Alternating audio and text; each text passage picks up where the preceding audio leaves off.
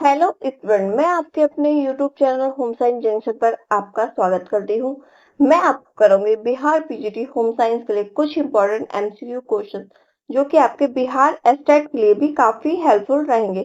तो हम आज का सेशन स्टार्ट करते हैं। आप लोग सेशन को लाइक जरूर कर दीजिएगा। आज का हमारा फर्स्ट क्वेश्चन है। फर्स्ट क्वेश्चन में पूछा हुआ है आप लोगों से कि विकासात्मक कार्य का प्रत्यय किसने दिया था। आप लोग को ये बताना है कि जो डेवलपमेंटल टास्क होते हैं ना, तो डेवलपमेंटल टास्क किसने दिया था। इसमें ऑप्शन दिए हुए हैं। फर्स्ट ऑप्शन है ई हॉलॉक, सेकंड ऑप्शन है हमारा गेजल, थर्ड ऑप्शन है पियाजे एंड लास्ट ऑप्शन है हमारा हैविंग हल्स। तो राइट आंसर क्या हो जाएगा इसमें? राइट आंसर हो जाएगा हमारा ऑप्शन डी यानी कि हैविंग हर्स। तो जो डेवलपमेंटल टास्क होते हैं ना यानी कि विकासात्मक कार्य, वो दिए थे हैविंग हर्स ने। ठीक है। नेक्स्ट क्वेश्चन है आज का। क्वेश्चन में पूछा हुआ है कि किशोरावस्था की विशेषताएं हैं। आपको ये बताना है कि किशोरावस्था यानी कि एडोलसन स्टेज, किशोरावस्था को क्या बोलते हैं हम? एडोलसन स्टेज। तो इसकी अवस्था, इसकी विशेषताएं क्या क्या है? ऑप्शन दिए हुए हैं इसमें। फर्स्ट ऑप्शन है यह सेक्सुअल विकास की अवस्था है। सेकंड ऑप्शन है यह भावनात्मक उथल पुथल की अवस्था है। थर्ड ऑप्शन है यह पहचान खोजने की आवश्यकता है। एंड लास्ट ऑप्शन दिए हमारे सही विकल्प सही है। तो क्या है, जो किशोरावस्था यानी कि जो एडल्सन एज होती है ना, वो सेक्सुअल विकास की अवस्था भी होती है और यह भावनात्मक उथल पुथल की अवस्था होती है। इस टाइम पे मतलब ये समझ लीजिए मूड स्विंग बहुत होते हैं, बहुत ज्यादा भावनात्मक इमोशनल उथल पुथल होता रहता है। कभी तो हम बहुत ज्यादा खुश हो जाते हैं, कभी क्या होता है एडोलसेंस स्टेज में, कभी बहुत ज्यादा एकदम निराश हो जाते हैं, कभी बहुत ज्यादा खुश, कभी बहुत ज्यादा दुखी। और यह पहचान खोजने की अवस्था भी कहलाती है। तो इसके अकॉर्डिंग क्या होगा, हमारा ऑप्शन डी राइट आंसर हो जाएगा यानी कि सभी विकल्प सही है। जो एडोलसेंट एज की स्टेज होती है ना, तो इसमें एज होती है 12 से लेकर 18 ईयर तक। कब तक होती है? एडोलसेंट में 12 से लेकर 18 ईयर तक की एज होती है। नेक्स्ट क्वेश्चन है हमारा। क्वेश्चन में पूछा हुआ है कि शैशवावस्था का सबसे महत्वपूर्ण समायोजन क्या है। शैशवावस्था यानी कि इन्फेंसी एज का सबसे महत्वपूर्ण समायोजन यानी कि एडजस्टमेंट क्या है, आपको ये बताना है। ऑप्शन दिए हुए हैं। तापमान परिवर्तन, श्वास लेना, चूसना व निगलना या उपरोक्त सभी। तो जब जब बच्चा होता है ना, तो बच्चा क्या होता है, जब बच्चा जन्म लेता है तो अब नए वातावरण में, अपने नए इन्वायरमेंट में क्या करता है, समायोजन करता है। तो उसका तापमान परिवर्तन भी होता है यानी कि अब जब वो नए इन्वायरमेंट में आएगा तो यहाँ का टेम्परेचर अलग होता है, तो उसमें क्या करता है बालक, समायोजन यानी कि एडजस्टमेंट करता है। श्वास लेने में भी एडजस्टमेंट करता है तथा चूसने व निगलने में भी एडजस्टमेंट करता है। तो इस हिसाब से हमारा राइट आंसर हो जाएगा ऑप्शन डी यानी कि उपरोक्त सभी। ठीक है, क्लियर है आपको? और जो बच्चे ये एडजस्टमेंट नहीं कर पाते हैं ना, उन बच्चों की मृत्यु हो जाती है। ठीक है। नेक्स्ट क्वेश्चन है आज का। क्वेश्चन में पूछा हुआ है तीव्र वृद्धि दर, क्या तीव्र वृद्धि दर मांसपेशियों पर नियंत्रण किसकी विशेषता है? यानी कि कौन सी एज की अवस्था विशेषता है कि जिसमें तीव्र वृद्धि दर होता है। ठीक है, मांसपेशियों में, किसमें? मसल्स में देखा गया है। ऑप्शन दिए हुए हैं इसमें। फर्स्ट ऑप्शन है नवजात अवस्था, सेकंड ऑप्शन है शैशवावस्था, थर्ड ऑप्शन है प्रारंभिक बाल्यावस्था एंड लास्ट ऑप्शन है उत्तर बाल्यावस्था। तो इसमें राइट आंसर क्या हो जाएगा? इसमें राइट आंसर हो जाएगा हमारा ऑप्शन बी यानी कि शैशवावस्था। तो जो तीव्र वृद्धि दर होता है ना मांसपेशियों में, वो होता है किसमें? शैशवावस्था में होता है। शैशवावस्था स्टेज मानी जाती है जन्म से लेकर कब तक? 2 ईयर तक। कब तक? जन्म से लेकर 2 साल तक शैशवावस्था की उम्र मानी जाती है। आप लोगों ने देखा होगा जब बच्चा होता है तो सबसे बच्चा क्या पहले क्या करता है, बच्चा अपना सर को संभालना संभालना सीखता है, तभी तो मसल्स में क्या कर पाता है, वो वृद्धि हो रही है। पहले बच्चा सर को संभालना सीखता है, उसके बाद बच्चा क्या करता है, उसके बाद बच्चा बैठना सीखता है, फिर बच्चा धीरे धीरे खड़े होना, रेंगना सीखता है, उसके बाद खड़े होना सीखता है, फिर चलना सीखता है, फिर दौड़ना सीखता है। तो ये सब कब हो जाता है? 0 से 2 ईयर्स में हो जाता है। ठीक है। किसमें मांसपेशियों में नियंत्रण कब हो रहा है बालक का? तीव्र वृद्धि किसमें? शैशवावस्था में होता है। ठीक है। नेक्स्ट क्वेश्चन है आज का। आई होप आपको क्वेश्चन अच्छे समझ में आ रहे होंगे। क्वेश्चन में पूछा हुआ है आईसीडीएस, क्या? आईसीडीएस के अंतर्गत निम्नलिखित नहीं आता है। जहां नहीं दिया हो ना, वहां आपको ज्यादा ध्यान देना है। ऑप्शन दिए हुए हैं। फर्स्ट ऑप्शन है प्रतिरक्षित करना, सेकंड ऑप्शन है सुरक्षित पेयजल, थर्ड ऑप्शन है वृद्धि निगरानी एंड लास्ट ऑप्शन है बच्चे की देखभाल का परीक्षण। तो जो आईसीडीएस है ना, तो आईसीडीएस के अंतर्गत क्या किया जाता है? आईसीडीएस के अंतर्गत प्रतिरक्षित करना शामिल होता है, यानी कि इम्यूनाइजेशन करना, वृद्धि निगरानी भी शामिल होता है, ठीक है, और बच्चे की देखभाल का प्रशिक्षण भी शामिल होता है। क्या शामिल नहीं होता है? सुरक्षित पेयजल शामिल नहीं होता है। क्या? सुरक्षित पेयजल है। तो यही हमारा क्या हो जाएगा? यही हमारा राइट आंसर हो जाए, क्योंकि क्वेश्चन में क्या पूछा हुआ था? नहीं, ठीक है। और जो आईसीडीएस है ना, आईसीडीएस की फुल फॉर्म होती है इंटीग्रेटेड चाइल्ड डेवलपमेंट सर्विस। क्या है? इंटीग्रेटेड चाइल्ड डेवलपमेंट सर्विस, यानी कि एकीकृत बाल विकास सेवाएं।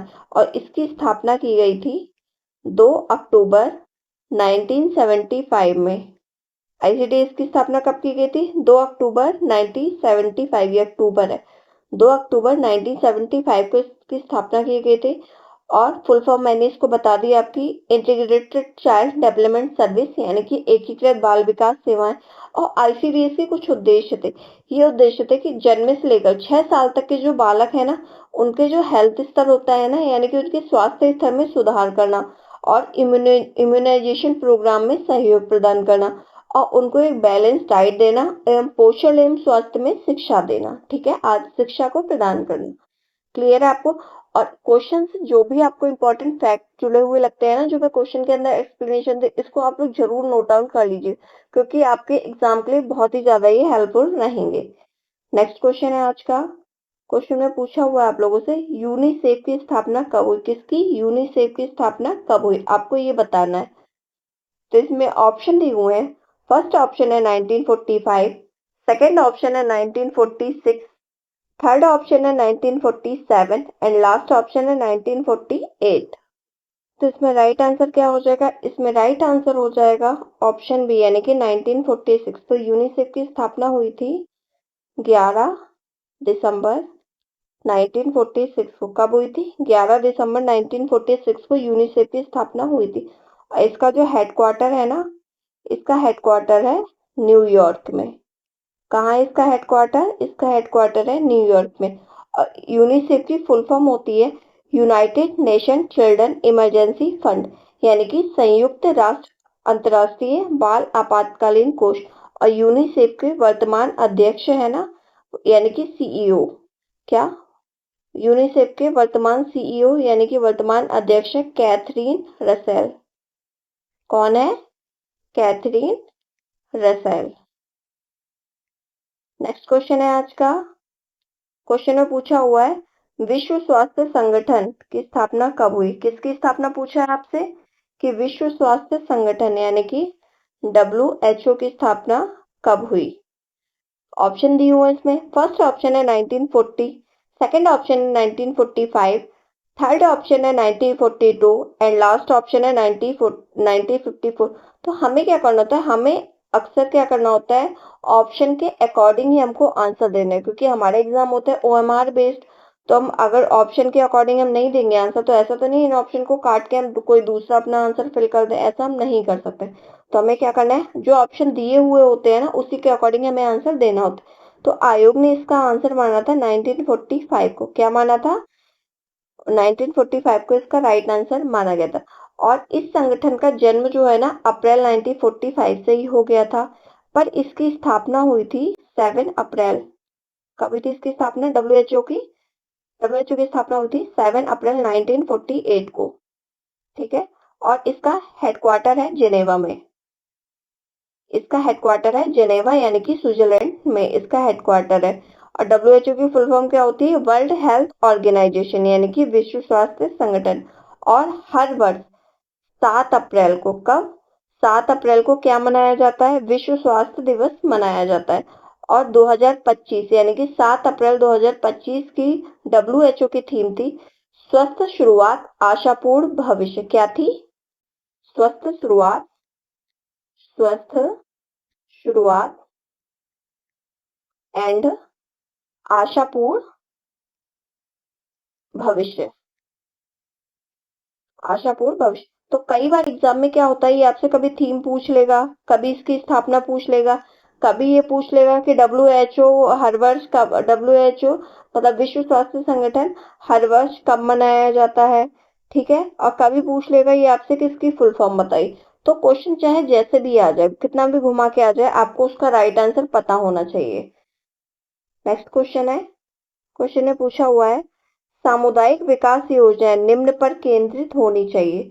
तो जो सामुदायिक विकास योजनाएं होती है ना, किस पर केंद्रित होनी चाहिए? ऑप्शन दिया हुआ है। फर्स्ट ऑप्शन है व्यक्तिगत विकास पर, सेकंड ऑप्शन है परस्पर सहयोग पर, थर्ड ऑप्शन है तुरंत बदलाव पर, एंड लास्ट ऑप्शन है केवल आर्थिक विकास पर।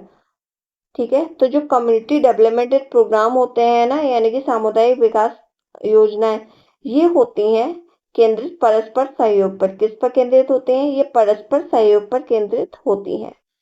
नेक्स्ट क्वेश्चन है, क्वेश्चन में पूछा हुआ है सामुदायिक विकास में यानी कि कम्युनिटी डेवलपमेंट में प्रसार शिक्षा यानी कि एजुकेशन, क्या एक्सटेंशन एजुकेशन किसके द्वारा विकसित की गई थी? आपको ये बताना है, ये बहुत ही मोस्ट इंपॉर्टेंट क्वेश्चन है। ऑप्शन दिए हुए हैं। फर्स्ट ऑप्शन है लीगन्स, सेकंड ऑप्शन है स्किनर, थर्ड ऑप्शन है Shri Ramakrishna, and last option है सागर। तो कम्युनिटी डेवलपमेंट के एक्सटेंशन एजुकेशन में विकसित किया था लीगन्स ने। किसने विकसित किया था? लीगन्स ने विकसित किया था। नेक्स्ट क्वेश्चन है, क्वेश्चन में पूछा हुआ है आप लोगों से कि निम्नलिखित दृश्य एवं श्रव्य, क्या पूछा है? दृश्य एवं श्रव्य यानी कि वीडियो एंड ऑडियो सामग्रियों में से कौन देश के विभिन्न स्थानों पर प्रयोग किया जा सकता है? ऑप्शन दिए हुए हैं। फर्स्ट ऑप्शन है कठपुतली, सेकंड ऑप्शन है ग्राफ, थर्ड ऑप्शन है पैम्पलेट, एंड लास्ट ऑप्शन है हमारा पाठ्य पुस्तक। तो हम ऑप्शन देख लेते हैं अपने। जो हमारा लास्ट ऑप्शन है पाठ्य पुस्तक। पाठ्य पुस्तक कैसे होती है? हमारा एक विजुअल एड होता है, क्योंकि इसमें आवाज तो आती नहीं, केवल हम देख के इसको पढ़ सकते हैं। पैम्पलेट भी कैसा होता है हमारा? पैम्पलेट भी हमारा विजुअल एड होता है। एंड ग्राफ भी हम बनाते हैं, वो भी हमारा कैसा होता है? विजुअल एड होता है। तो ऑडियो विजुअल में हमारा आता है कठपुतली। क्या आता है? कठपुतली। कठपुतली के आप लोगों ने बहुत ज्यादा प्रोग्राम देखे होंगे। स्पेशली कठपुतली कहाँ की फेमस है? राजस्थान की। कहाँ की? राजस्थान की फेमस है। तो कठपुतली में क्या होता है? इसमें क्या होता है? कठपुतली बना दी जाती है, तो इससे एक शो किया जाता है। इसको पपेट शो के नाम से भी जानते हैं।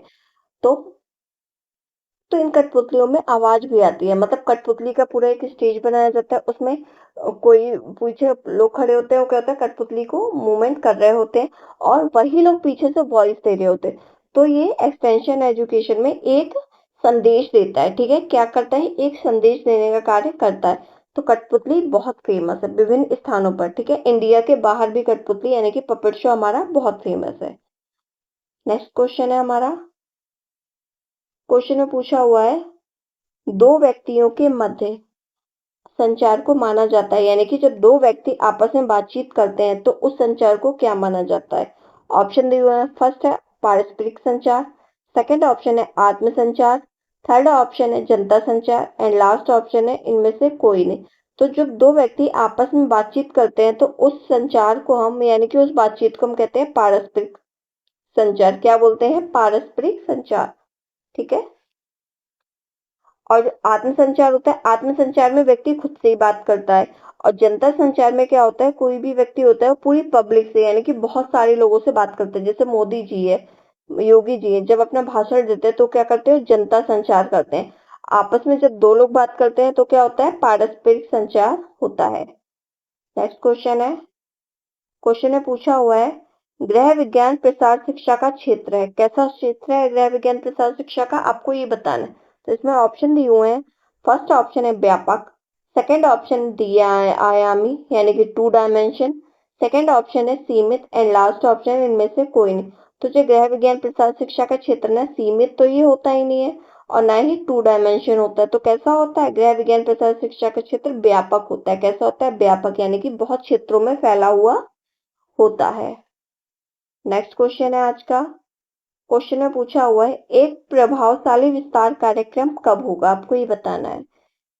ऑप्शन दिए हुए हैं इसमें। फर्स्ट ऑप्शन है लक्षित समूह की आवश्यकताओं का ध्यान रखता है, सेकंड ऑप्शन है सरकार के निर्देशों के अंतर्गत कार्य करता है, थर्ड ऑप्शन है विस्तार कार्यकर्ताओं की योजना के अनुरूप कार्य करता है, या सीमित निधि के अंतर्गत कार्य करता है।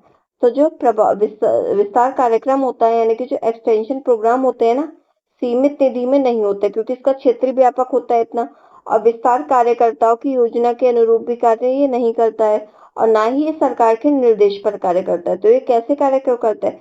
ये जो लक्षित समूह होते हैं ना, उनकी आवश्यकताओं को ध्यान में रखते हुए कार्य करता है। ठीक है, यानी कि लक्षित समूह को हम बोलते हैं टारगेट ग्रुप। तो जो टारगेट ग्रुप होते हैं ना, उनकी आवश्यकता है कि उनकी नीड क्या है, इस टाइम पे बेसिक नीड उनकी क्या है, उसको ध्यान में रखकर एक्सटेंशन प्रोग्राम को किया जाता है। नेक्स्ट क्वेश्चन है आज का। क्वेश्चन में पूछा हुआ है प्रसार शिक्षा क्या सिद्धांत है? आपको ये बताना है जो एक्सटेंशन एजुकेशन है वो किसका सिद्धांत है। ऑप्शन दिए हुए हैं। फर्स्ट ऑप्शन है देखकर सीखना, सेकंड ऑप्शन है करके सीखना, थर्ड ऑप्शन है पढ़कर सीखना, एंड लास्ट ऑप्शन है सुनकर सीखना। तो इसमें राइट आंसर क्या हो जाएगा? इसमें राइट आंसर हो जाएगा हमारा ऑप्शन बी, यानी कि करके सीखना। तो प्रसार शिक्षा का सिद्धांत क्या है? करके सीखना, किसी चीज को करो, उससे सीखो। ठीक है, क्लियर है आपको ये क्वेश्चन? नेक्स्ट क्वेश्चन है हमारा। क्वेश्चन में पूछा हुआ वे व्यक्ति जो किसी नई तकनीक का सबसे पहले प्रयोग करते हैं, क्या? जो व्यक्ति किसी नई टेक्नोलॉजी का सबसे पहले प्रयोग करते हैं उन्हें क्या कहते हैं? ऑप्शन दिए हुए हैं। फर्स्ट ऑप्शन है फिसड्डी, सेकंड ऑप्शन है शीघ्रग्राही, थर्ड ऑप्शन है अग्रग्राही, एंड लास्ट ऑप्शन है शीघ्र बहुसंख्यक। तो फिसड्डी तो वो लोग होते हैं, लिजार्ड बोलते हैं इनको, जो किसी नई तक कोई भी नई चीज आती है तो उसको बहुत एकदम जाकर लास्ट में उसको अडॉप्ट करते हैं, अडॉप्ट नहीं भी करते। और शीघ्रग्राही क्या करते हैं? जो कि ले लेते हैं पहले। तो इसमें राइट आंसर हो जाएगा हमारा ऑप्शन ए, यानी कि अग्रग्राही। तो जो व्यक्ति नई टेक्नोलॉजी का सबसे पहले प्रयोग करते हैं वो क्या कहलाते हैं? अग्रवाही कहलाते हैं, यानी कि इनोवेटर्स। क्या कहलाते हैं? अग्रवाही, यानी कि इनोवेटर्स कहलाते हैं वो। ठीक है, और जब शीघ्र बहुसंख्यक होता है ना, तो शीघ्र बहुसंख्यक वही स्टेज होती है, यानी कि जब हमारा कोई भी टेक्नोलॉजी हो या कोई भी एकदम पीक पे जा रहा होता है, यानी कि जिसको देखो वही वही उसी चीज को अडॉप्ट कर रहे हो, तो इसको शीघ्र बहुसंख्यक कहा जाता है। नेक्स्ट क्वेश्चन है हमारा। क्वेश्चन में पूछा हुआ है उत्तम गृह सज्जा के लिए अनिवार्य, यानी कि हम अपने घर को अच्छे से सजा सके इसके लिए क्या अनिवार्य है?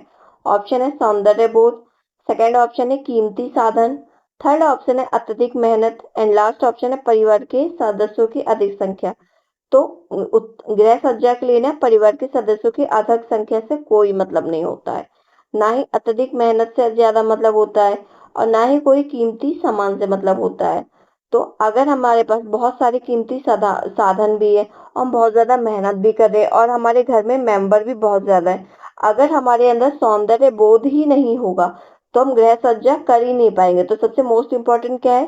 सबसे मोस्ट इम्पोर्टेंट है गृह सज्जा के लिए सौंदर्य बोध होना चाहिए, यानी कि हमें पता होना चाहिए कि हम गृह को, यानी कि अपने घर को कैसे डेकोरेट कर सकते हैं, अट्रैक्टिव बना सकते हैं उसे। तो किस सामान का प्रयोग करें? जो हमारे घर में उपयुक्त सामग्री है ना, उसी को हम सही प्रकार से रखें तो हमारा घर कैसा लगता है? हमारा घर सुंदर सुसज्जित लगता है। नेक्स्ट क्वेश्चन है आज का। क्वेश्चन में पूछा हुआ है एक दिशा, क्या? एक डायरेक्शन जो मकान के अगले हिस्से के निर्माण के लिए ठीक नहीं है। तो निर्माण के लिए कौन सा हिस्सा ठीक नहीं माना जाता मकान का? इसमें ऑप्शन दिए हुए हैं। फर्स्ट ऑप्शन है उत्तर, सेकंड ऑप्शन है पूर्व, थर्ड ऑप्शन है दक्षिण, एंड लास्ट ऑप्शन है हमारा पश्चिम। तो राइट आंसर क्या हो जाएगा? एक दिशा, मकान के लिए कौन सी दिशा ठीक नहीं मानी जाती? तो मकान बनाने के लिए जो दक्षिण दिशा होती है ना, वो डायरेक्शन ठीक नहीं मानी जाती। एक क्यों ठीक नहीं मानी जाती? क्योंकि ये माना जाता है कि इस डायरेक्शन में बहुत सारी नेगेटिविटी होती है, पर जो रियल फैक्ट होता है ना, ये रियल फैक्ट किसी को नहीं पता है। ठीक है, लोग मोस्टली यही मानते हैं कि इस डायरेक्शन में मोस्टली क्या होते हैं, इस डायरेक्शन में नेगेटिविटी ज्यादा होती है, तो मकान के हिस्से के लिए, निर्माण के लिए ठीक डायरेक्शन नहीं माना जाता है। नेक्स्ट क्वेश्चन है आज का। क्वेश्चन में पूछा हुआ है आप लोगों से कि परिधान के नमूनों की रचना में रेखाओं, आकार, रंग, बनावट आदि को व्यवस्थित करने के लिए क्या होना जरूरी है। ऑप्शन दिए हुए हैं। फर्स्ट ऑप्शन है कला के मूलभूत सिद्धांत का सहारा लेना, सेकंड ऑप्शन है कटाई के सिद्धांत का सहारा लेना, थर्ड ऑप्शन है ढाके के सिद्धांत का सहारा लेना, एंड लास्ट ऑप्शन है लाइन के सिद्धांत का सहारा लेना। तो क्या पूछा है? परिधान के नमूने में रेखा, आकार, रंग, बनावट को व्यवस्थित करना क्या कहलाएगा? ये आ जाएगा कला के मूलभूत सिद्धांतों का सहारा लेने, यानी कि कला के मूलभूत सिद्धांत के अंतर्गत आ जाएगा। ठीक है। और कला के मूलभूत सिद्धांत कौन कौन से होते हैं? अनुपात, अनुरूपता, लय यानी कि रिदम, संतुलन यानी कि बैलेंस, सामंजस्य, विविधता। ये क्या कहलाता है? कला के मूलभूत सिद्धांत होते हैं। कितने होते हैं सिद्धांत टोटल? कला के मूलभूत सिद्धांत होते हैं 5। कई बार एग्जाम में ये भी पूछ लिया जाता है आप लोगों से। नेक्स्ट क्वेश्चन है आज का। क्वेश्चन ने पूछा हुआ है आप लोगों से कि कमरे की ऊंचाई बढ़ी हुई दिखानी हो तो क्या उपयोग करना चाहिए? इसमें ऑप्शन दिए हुए हैं। फर्स्ट ऑप्शन है दीवारों पर खड़ी लाइनें, सेकंड ऑप्शन है क्षितिज के समांतर आड़ी धारियां, एंड लास्ट ऑप्शन है, थर्ड ऑप्शन है परिणामी रंग, एंड लास्ट ऑप्शन है हमारा लंबे पर्दे। तो इसमें राइट आंसर क्या हो जाएगा? अगर हमें क्या करना है, अपने कमरे की ऊंचाई को बढ़ा हुआ दिखाना है तो क्या करना है? दीवारों पर खड़ी लाइनों का प्रयोग करेंगे। कैसा?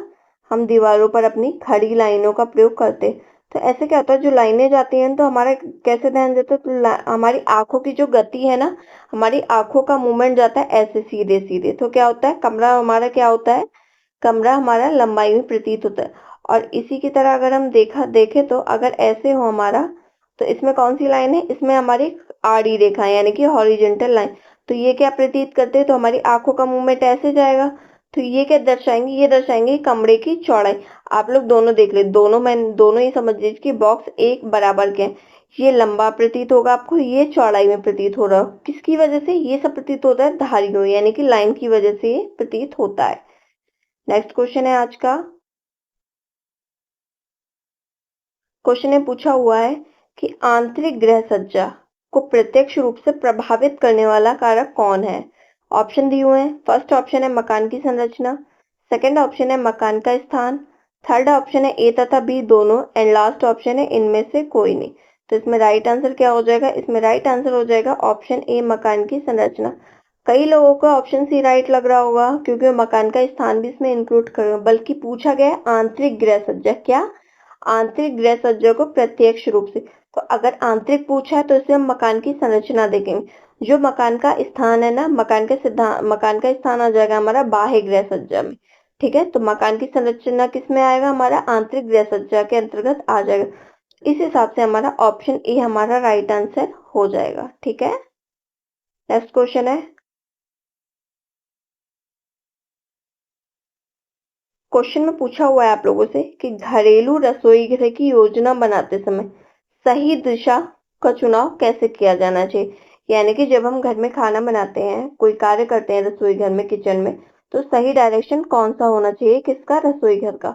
ऑप्शन दिए हुए हैं इसमें। फर्स्ट ऑप्शन है रसोई का पश्चिमी दिशा पर होना, सेकंड ऑप्शन है रसोई का उत्तर दिशा पर होना, थर्ड ऑप्शन है रसोई का पूर्वी दिशा में होना, एंड रसोई का दक्षिण दिशा पर होना। तो इसमें राइट आंसर हो जाएगा इसमें ऑप्शन सी हमारा, यानी कि रसोई का पूर्वी दिशा में होना। यह क्या माना जाता है? ये एक सही डायरेक्शन माना जाता है। और किचन वह केंद्र होता है जहां पर भोजन पकाया जाता है। ठीक है। नेक्स्ट क्वेश्चन है। क्वेश्चन में पूछा हुआ है कि खिड़की के सबसे निचले हिस्से को क्या कहते हैं? आपको ये बताना है। ऑप्शन दिए हुए इसमें। फर्स्ट ऑप्शन है स्टाइल, सेकंड ऑप्शन है हॉल, थर्ड ऑप्शन है सिल, एंड लास्ट ऑप्शन है पैनल। तो इसमें राइट आंसर हो जाएगा हमारा क्या? सिल। ऑप्शन सी हमारा राइट आंसर हो जाएगा। तो सपोज दैट मान लीजिए आप लोग, ये क्या है? ये हमारी विंडो है। ठीक है, ये विंडो है, ये मिरर लगा हुआ है। तो ये जो सबसे इसका निचला पार्ट होता है ना, जिससे क्या होता है, जिससे हमारा ये दीवार से जॉइंट होती है हमारी विंडो, तो ये क्या कहलाता है? सबसे निचला पार्ट हमारा कहलाता है सिल। क्या कहलाता है? सबसे निचला पार्ट सिल कहलाता है। ठीक है, क्लियर है आपको? ये हमारी विंडो है, ये इसका सबसे निचला पार्ट माना जाता है। कौन सा? ये। तो ये कहलाएगा सिल। नेक्स्ट क्वेश्चन है। क्वेश्चन में पूछा हुआ है, आपको ये बताना है रसोई घर की सर्वश्रेष्ठ प्रकार कौन सी है, यानी कि आपको ये बताना है कि बेस्ट किचन कौन सा होगा। ऑप्शन दिए हुए हैं यू आकार की। कैसी? यू आकार की। सेकंड ऑप्शन है एक दीवार वाली, थर्ड ऑप्शन है दो दीवार वाली, एंड लास्ट ऑप्शन क्या है हमारी? लास्ट ऑप्शन है हमारा एल आकार वाली। ठीक है, कौन सी? एल आकार वाली। तो राइट आंसर क्या हो जाएगा? सबसे जो बेस्ट किचन होती है ना, वो यू आकार की मानी जाती है। कौन सी? यू आकार वाली किचन, यानी कि जो ऐसे करके होती है, ये हमारी बेस्ट किचन मानी, क्योंकि इसमें जो वर्किंग सरफेस होता है ना, ये हमारा ज्यादा मिल जाता है और इंसान आसानी से एक से दूसरी जगह तक जा सकता है। ठीक है, और यहीं अगर एक एक दीवार वाली रसोई घर हो तो इसमें क्या होता है, वर्किंग सरफेस बहुत ज्यादा कम होता है। और दो दीवार वाली रसोई घर हमारी होती है ऐसे, एक दीवार इधर एक दीवार इधर, तो इसमें व्यक्ति को कार्य करने में दिक्कत होती है। और जो एल शेप की होती है ना, एल शेप की हमारी ऐसी होती है रसोई घर, ठीक है। आजकल जो मोस्टली घरों में मिलती है ना, जहाँ स्पेस कम होता है, वहाँ पे एल शेप का किचन ज्यादा देखने को मिलता है। और सबसे बेस्ट रसोई घर होती है हमारी यू शेप की। कैसी? यू शेप की रसोई घर हमारी सबसे बेस्ट मानी जाती है। नेक्स्ट क्वेश्चन है आज का। क्वेश्चन में पूछा है कार्य सरलीकरण, कार्य विधियां क्या दर्शाते हैं, आपको ये बताना है। फर्स्ट ऑप्शन है अच्छी, सेकंड ऑप्शन है बेहतर, थर्ड ऑप्शन है सर्वोत्तम एंड लास्ट ऑप्शन है सबसे खराब। तो इसमें राइट आंसर क्या हो जाएगा? इसमें राइट आंसर हो जाएगा हमारा ऑप्शन सी यानी कि सर्वोत्तम। तो कार्य सरलीकरण, कार्य विधियां सर्वोत्तम दर्शाती है। हम ये देख लेते हैं कि कार्य सरलीकरण का अर्थ क्या होता है। कार्य सरलीकरण का अर्थ होता है कम समय, क्या? कम समय, कम ऊर्जा, कम समय कम ऊर्जा का उपयोग करके कार्य का व्यवस्थापन करना, ठीक है। यानी कि कम टाइम देके और कम एनर्जी का यूज करके हम अपने कार्य को व्यवस्थापित करते हैं, यही क्या कहलाता है? यही कार्य सरलीकरण कहलाता है। नेक्स्ट क्वेश्चन है आज का। क्वेश्चन में पूछा हुआ है शिक्षा और प्रशिक्षण के अंतर का मुख्य आधार क्या है, आपको ये बताना है। शिक्षा यानी कि एजुकेशन और प्रशिक्षण यानी कि ट्रेनिंग का मुख्य अंतर, मुख्य आधार क्या है, आपको ये बताना है। ऑप्शन दिए हुए हैं। फर्स्ट ऑप्शन है ज्ञान, सेकंड ऑप्शन है कौशल यानी कि स्किल, थर्ड ऑप्शन है मनोवृत्ति एंड लास्ट ऑप्शन है उपरोक्त सभी।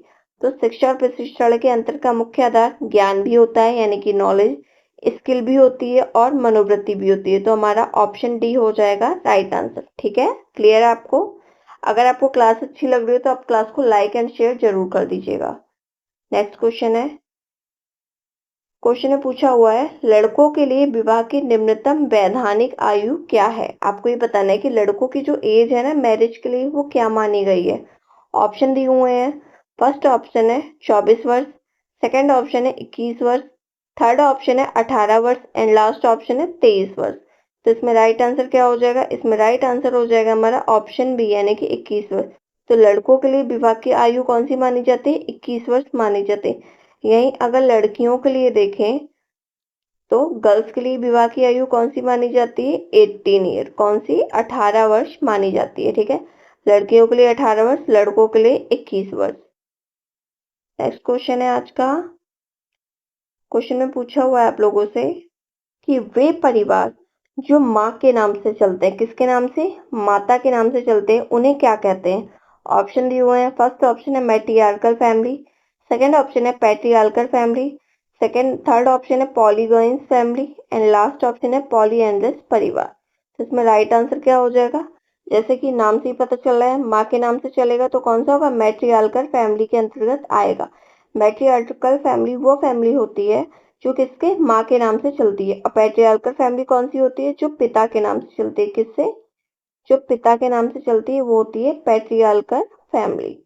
तो अब मातृवंशी पर मैट्रियार्कल फैमिली को क्या कहा जाता है? मातृवंशी परिवार कहा जाता है। मातृवंशी परिवार जो होता है, इस परिवार में पति अपने पत्नी के साथ रहता है। कहाँ रहता है? जो हस्बैंड होता है वह अपने घर, वाइफ के घर पर जाकर उसी के साथ रहता है, ठीक है। और पैट्रियार्कल फैमिली में क्या होता है? वाइफ अपने हस्बैंड के घर पर रहती है। नेक्स्ट क्वेश्चन है। क्वेश्चन में पूछा हुआ है परिवार को वित्तीय जिम्मेदारी से मुक्ति कब मिलती है, आपको ये बताना है। ऑप्शन दिए हुए हैं। फर्स्ट ऑप्शन है जब बच्चे घर छोड़ देते हैं, सेकंड ऑप्शन है जब बच्चे स्थापित हो जाते हैं, थर्ड ऑप्शन है जब घर का मुखिया अपना व्यवसाय छोड़ देता है एंड लास्ट ऑप्शन है उपरोक्त में से कोई नहीं। तो परिवार को वित्तीय जिम्मेदारी से मुक्ति तब मिलती है जब बच्चे स्थापित हो जाते हैं। क्या? जब बच्चे स्थापित हो जाते हैं तो क्या होता है? परिवार को वित्तीय जिम्मेदारी से मुक्ति मिल जाती है। बच्चे स्थापित हो जाते हैं, बच्चे अपनी जॉब स्टार्ट कर देते हैं तो परिवार को वित्तीय जिम्मेदारी से मुक्ति मिल जाती है। नेक्स्ट क्वेश्चन है आज का। ये हमारा सेकंड लास्ट क्वेश्चन है। आपको ये बताना है इस क्वेश्चन में कि सोशल लर्निंग थ्योरी, क्या? सोशल लर्निंग थ्योरी और पर्सनैलिटी किससे संबंधित है, ठीक है। आपको ये बताना है। ऑप्शन दिए हुए हैं। फर्स्ट ऑप्शन है स्किनर से, सेकंड ऑप्शन है इरेक्सन से, थर्ड ऑप्शन है अल्बर्ट बंडूरा से एंड लास्ट ऑप्शन है पियाजे से। तो इसमें राइट आंसर क्या हो जाएगा? जो सोशल लर्निंग थ्योरी है ना पर्सनैलिटी की, किसने दी थी? ये दी थी अल्बर्ट बंडूरा ने। किसने दी थी? एल्बर्ट बंडूरा ने ये थ्योरी दी थी। नेक्स्ट क्वेश्चन है आज का। क्वेश्चन में पूछा हुआ है परिवार के निम्नलिखित कार्य होते हैं। आपको ये बताना है परिवार के कौन कौन से कार्य होते हैं। ऑप्शन दिए हुए हैं। फर्स्ट ऑप्शन है सुरक्षात्मक कार्य, सेकंड ऑप्शन है भावनात्मक और आर्थिक कार्य, थर्ड ऑप्शन है सामाजिक और शैक्षिक कार्य एंड लास्ट ऑप्शन है सभी विकल्प सही है। तो परिवार के कार्यों में सुरक्षात्मक कार्य भी आते हैं। इससे क्या होता है, हम परिवार में रहकर हमें सुरक्षा प्रदान होती है, यानी कि हमें सेफ्टी की फीलिंग आती है। एंड हमें भावनात्मक यानी कि इमोशनली और आर्थिक कार्य के रूप से भी हम सुरक्षित रहते हैं, और सामाजिक और शैक्षिक कार्य के लिए भी हम किस पर? फैमिली पर डिपेंड होते हैं। तो ऑप्शन डी हमारा क्या हो जाएगा? इसके अकॉर्डिंग हमारा ऑप्शन डी राइट आंसर हो जाएगा। ठीक है, तो परिवार के निम्नलिखित ये तीनों कार्य होते हैं। कौन से? ये तीनों कार्य परिवार के अंतर्गत आते हैं। तो आज के क्लास को हम यही एंड करते हैं। अगर आपको क्लास अच्छी लग रही हो, क्वेश्चन अच्छे लग रहे हो, तो आप कमेंट सेक्शन में जरूर बताइए कि आपको क्वेश्चन कैसे लगी, एक्सप्लेनेशन कैसे लगी। अगर क्लास अच्छी लग रही हो तो आपको क्लास को लाइक कर दीजिएगा, शेयर कर दीजिएगा एंड चैनल को सब्सक्राइब जरूर करिएगा। और ये क्लास डेली होती है कितने? 8 PM पे। ठीक है, रात में 8 बजे ये क्लास डेली होती है, मंडे टू सैटरडे। कब होती है? मंडे टू सैटरडे डेली होती है। तो आप डेली क्लास लेने के लिए जरूर डेली क्लास को अटेंड किया कीजिए। ठीक है, थैंक यू सो मच।